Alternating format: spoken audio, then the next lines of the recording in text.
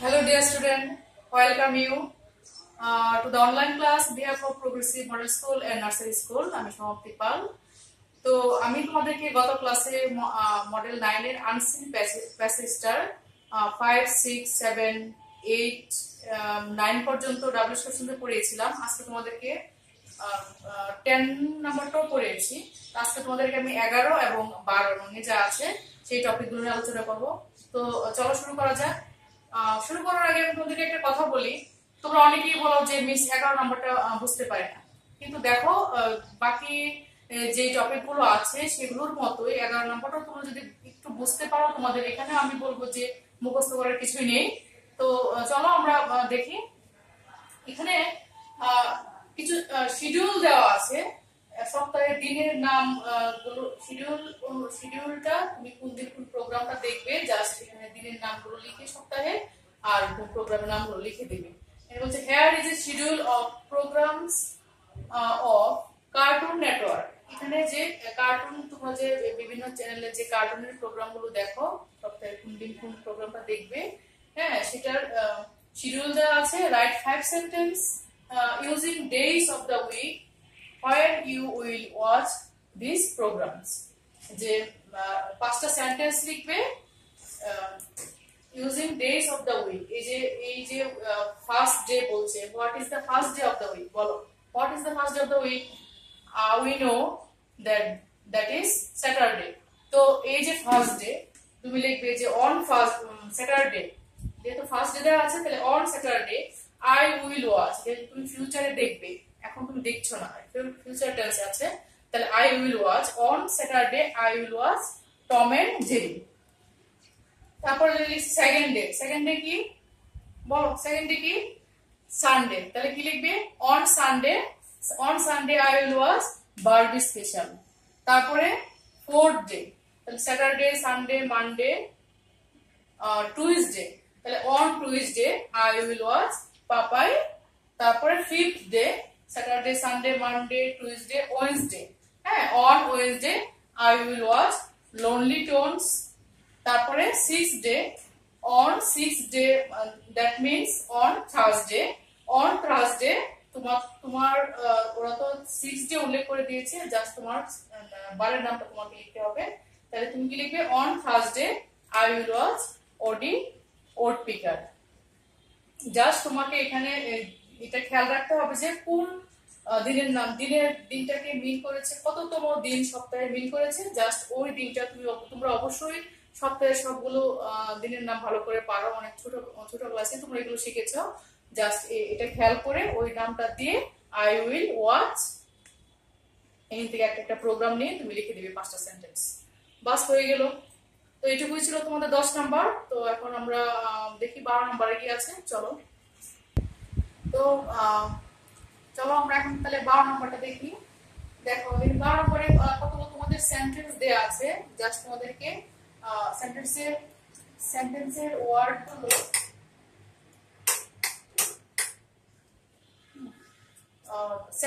ওয়ার্ডগুলো তোমাদেরকে এলোমেলো ভাবে দেয়া থাকে, তোমাদেরকে এগুলোকে অ্যারেঞ্জ করতে হবে, যে সেন্টেন্সটাকে অ্যারেঞ্জ করে কমপ্লিট করতে হবে। তোমরা জানো যে একটা সেন্টেন্সে প্রথমে সাবজেক্ট থাকবে, তারপরে ভার্ব থাকবে, হ্যাঁ তারপরে হয়তো অক্সিলারি ভার্ব থাকবে, তারপর মেইন ভার্ব থাকবে, তারপর সেন্টেন্সের বাকি অংশ থাকবে। হ্যাঁ তোমাদেরকে খুঁজে বের করতে হবে আগে সাবজেক্ট কোনটা, তারপরে ভার্ব কোনটা, তোমাদের বুঝে সেন্টেন্সটাকে কমপ্লিট করতে হবে। তো ফার্স্টে কি আছে, rearrange the words to make sentences. হ্যাঁ রিঅ্যারেঞ্জ, তো এটাকে ওরা সাজিয়ে যেভাবে দিয়েছে, তো তোমাকে আবার কি এটা রিঅ্যারেঞ্জ করতে হবে টু মেক সেন্টেন্স কমপ্লিট। তো এ নম্বরে কি আছে দেখো, দা বার্ডস স্কাই ইন ফ্লাই। তো এখানে সাবজেক্ট কোনটা, বার্ডস। তো আমি তোমাদেরকে আগেই বলেছি তোমাকে বাক্যের সেন্টেন্সটার মধ্যে সাবজেক্টটা খুঁজে বের করতে হবে, যেহেতু ভার্ব, তাহলে আগে আমরা কি লিখবো বার্ডস। তারপর তুমি খুঁজে বের করো কাজটা, এখানে ক্রিয়াটা কি, ভার্ব কোনটা, তাহলে birds, the birds sky in fly, তাহলে কি বার্ডস কি করে, আকাশে উড়ে, তো birds fly, birds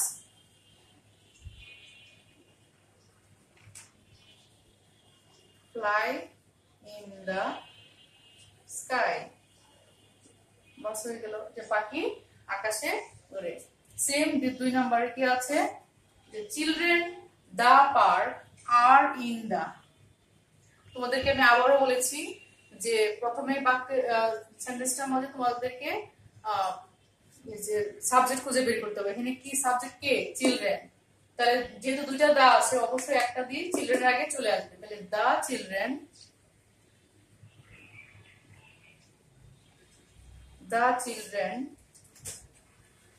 auxiliary verb আছে তাহলে সাবজেক্টের পরে কি হবে অক্সিলারি ভার্ব হবে আর হবে দা চিলড্রেন আর হ্যাঁ ইন দা পার্ক অবশ্যই এটার বাকি অংশ তো বোঝাই যায় যেহেতু পার্কে বাচ্চারা কি খেলছে অথবা পার্কে বাচ্চারা আছে তাহলে কি হবে দা চিলড্রেন আর ইন এখানে একটা দা বসবে ইন দা পার্ক এই তো তারপরে দেখো আমি মুছে দিলাম তোমরা অবশ্যই আশা করি খাতায় লিখে নিচ্ছ তারপরে সি নাম্বারে কি আছে tomorrow will visit you me এটা দুই ভাবেই হতে পারে তুমি যদি এটাকে প্রশ্নবোধক সেন্টেন্স করো ইন্টারোগেটিভ সেন্টেন্স করো তাহলে তুমি লিখতে পারো যে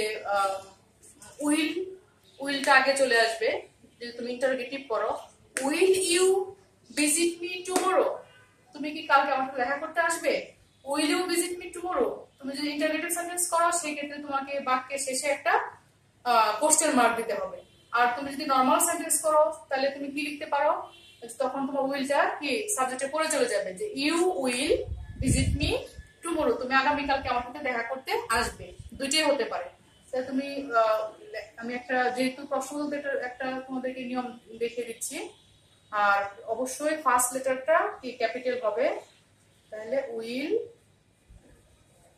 ইউ ভিজিট মি টুমরো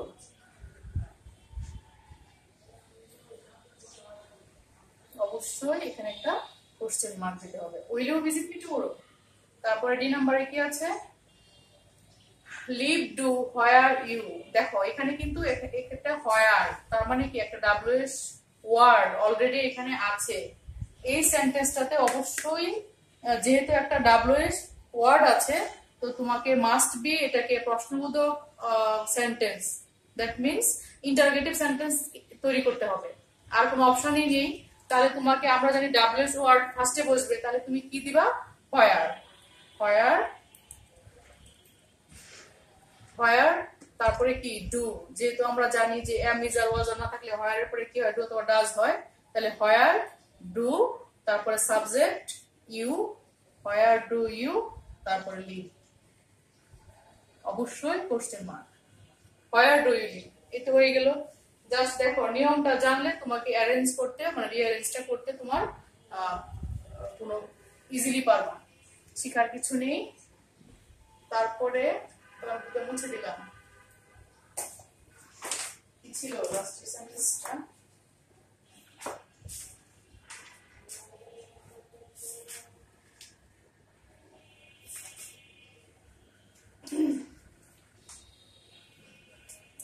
এই নম্বরে ছিল ইংলিশ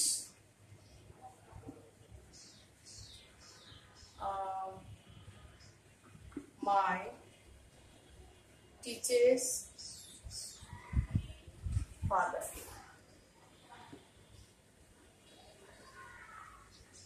ধরো এইভাবেই ছিল তো এটাকে আমরা যদি আনসারটা লিখি তাহলে অবশ্যই তোমাকে বাক্যের মধ্যে আগে সাবজেক্টটা খুঁজে আনতে হবে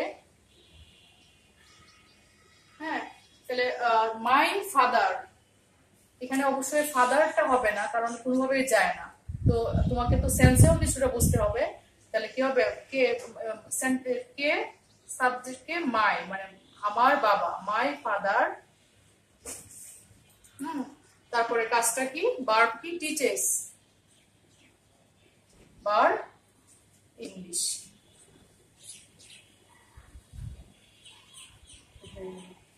তো এটাই ছিল তোমাদের এই রিয়ারেঞ্জের বিষয়টা হলো তোমাকে অবশ্যই সেন্টেন্সটার মধ্যে দেখতে হবে যে আগে সাবজেক্টটা কে তারপরে তোমার অক্সিলারি ভার্ব আছে কিনা বাক্যটা প্রশ্নবোধক সেন্টেন্স হবে কিনা জাস্ট এই কয়েকটা জিনিস তোমাকে মাথায় রেখে সুন্দর করে অ্যারেঞ্জটা করে দিতে হবে।